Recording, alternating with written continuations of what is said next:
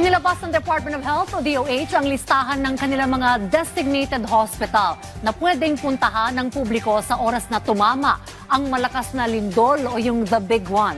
Yan ang ulat ni Gab Villegas.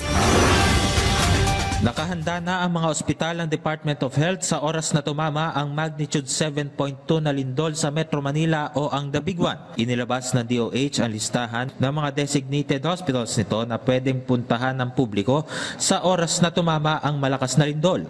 Nagpresenta rin ang mga kinatawan mula sa mga ospital sa bawat quadrant ng kanilang mga plano sa oras na tumama ang lindol sa Metro Manila.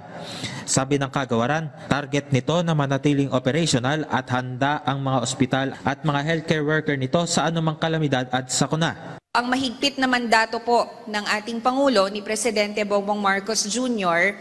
at sa pamamalakad po ni Secretary Ted Herbosa na dapat tuloy ang operasyon ng mga DOH hospitals sakali po na tumama ang The Big One o kung ano man po ang sakuna na maaaring dumapo sa Metro Manila at sa iba pa pong mga lungsod at munisipalidad sa labas po ng NCR.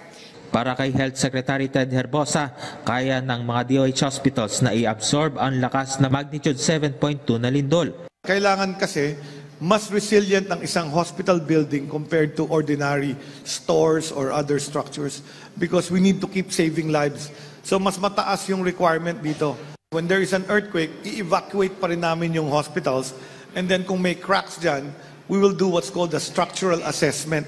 So the first step before you move your patients back in is to do a structural assessment with the help of civil engineers.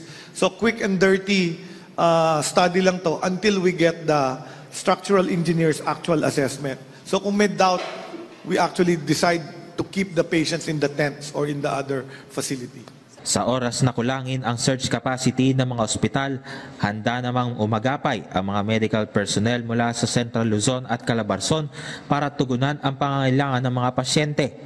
Nakahanda rin ang ating Philippine Medical Assistance Team o PMAT na magtayo ng mga field hospital na may kakayanan na magpalaki ng kapasidad ng mga pagamutan.